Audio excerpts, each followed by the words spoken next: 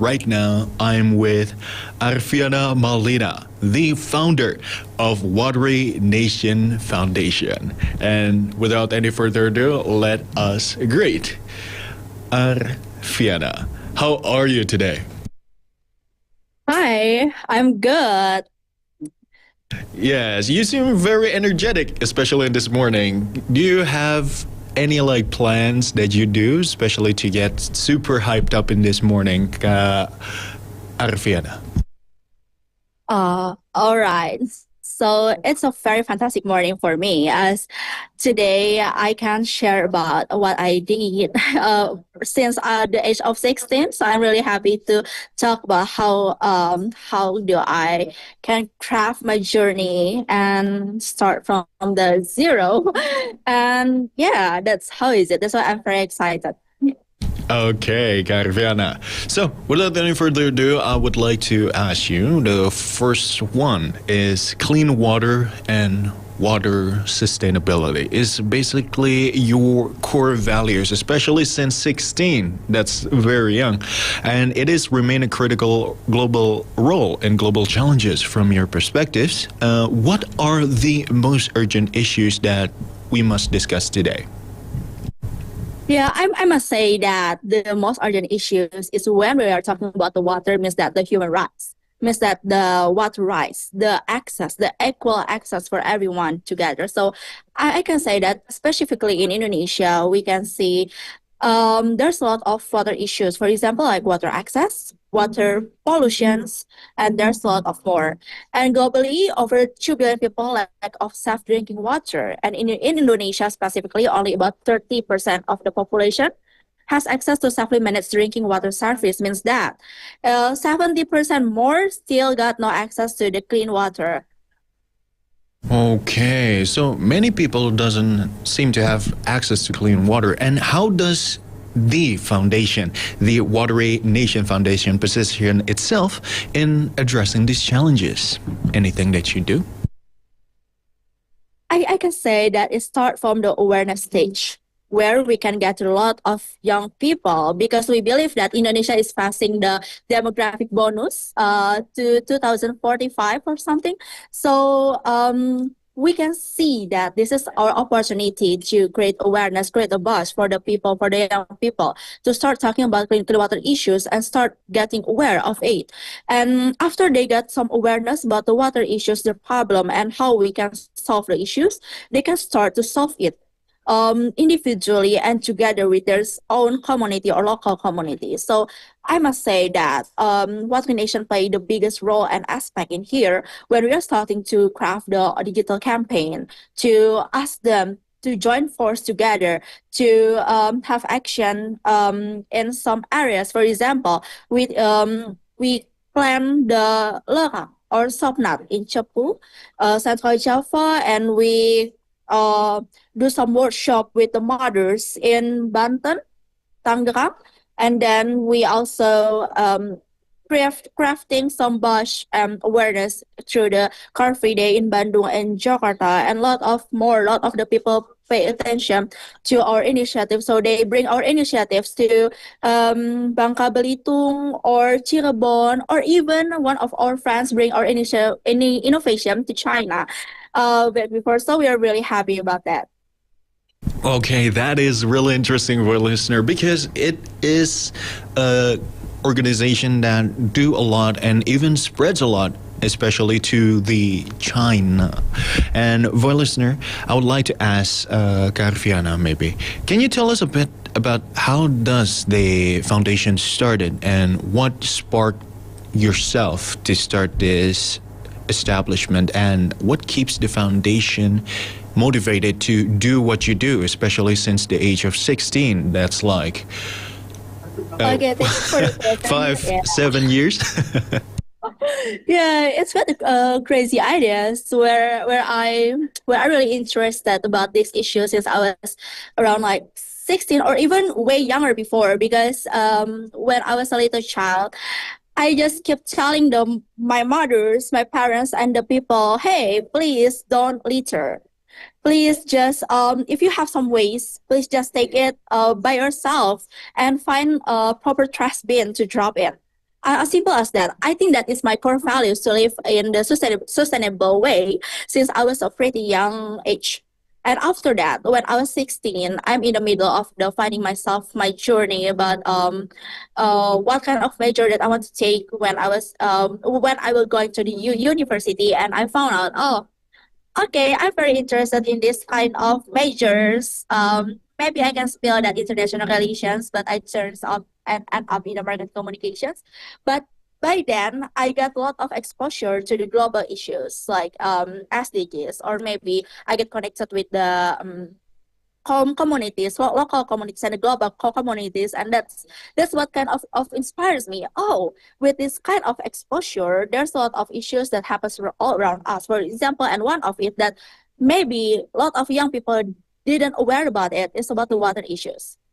I know when I was 16 back in 2020, a lot of people talking about waste, talking about or maybe a lot of environmental issues around there, but perhaps they forgot about there's issues in water too. And after that, okay, I think I need to voice it out. I need to bring it out to the world. And if I'm not wrong, yeah, back in 2020, there's only like two or less than five water organization in Indonesia, and we are the youth-led organization in the water issues in 2020. So that's very interesting for us. And since I voiced it out by myself, I'm the founder in the pandemic era, and a lot of people start to pay attention to these issues, and it keeps the domino effects to everyone. From me myself, who do this alone and building this start from the scratch since I was just 16, and then a lot of people around like 1,000 of people start to collaborating with us, joining forces as the volunteers.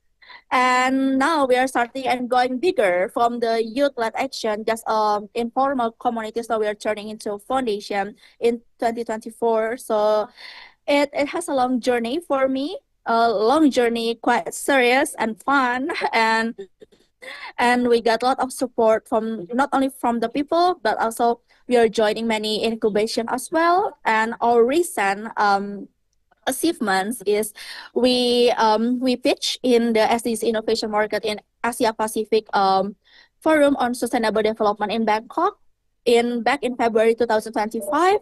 Not only pitch, we also exhibit our ideas in their SDGs Innovation Market.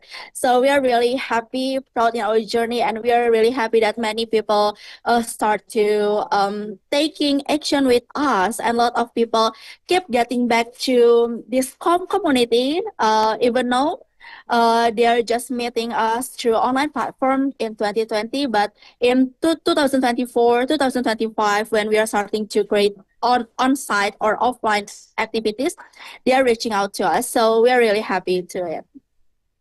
Okay, that is such an interesting and also really admirable, as we can say. So since starting very young, Carviana is really want to tell everyone about the current issues, especially the water issues, and pitching the ideas so that everyone, especially the whole world, to hear. And it is really admirable. I really like that story myself. And Okay, so for the final question, I would like to ask you, looking ahead in your future, do you plan to keep your priorities the same for the next few years, or are you going maybe expand to something more global or more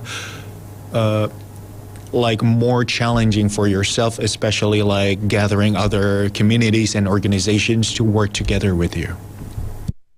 All right, this is a very interesting question since I have seen a lot of the young generation, especially in my age, who is creating a lot of initiatives back in the pandemic era because we know that the internet buzz is really high back then, and a lot of people just starting out their our community because maybe they find a support system or maybe they just okay voice it out and they start buzz out because the internet quite hype back then. And then when the pandemic starts to end, they are going to the university, they are going to the world, and okay, I don't have any energy to handle this anymore. But for my case, fortunately, since I think it's my core values in my life, so apart from this community that already running with their own people because currently I'm their advisors. Before that, yes, I'm the founder. I'm also the program manager, and a lot of it. But now I'm their advisors. I'm stepping up as their advisor as part of I'm still young and I have a lot of things to do in the future. So I need to manage the time. The water traditions needs to run to running well within each people, but myself also need to gather more knowledge as I grow up. So so that's kind of win-win solutions. But eventually, yeah, we aim to grow bigger, grow stronger, grow globally, and voice out. Especially, I'm really happy that we can get a grassroots voice young people, even we are like bridging their voice to the higher stakeholders. So I believe that if we are more, if there's a lot of people who is more aware about these issues, especially in the local, regional, or global area, we can solve the challenge together. Okay, thank you so much, Kak Arviana, for your time and your really admirable stories, and maybe can motivate other young people to do the same on what you do. And for listener, thank you so much for your time and accompanying me and Kak Arviana for this special interview in VOI Talk. And don't go anywhere, because after this, Voice of Indonesia will continue bringing you the latest updates from Indonesia and also amazing interviews like this. So stay tuned with us only on Voice of Indonesia, from Indonesia to the world.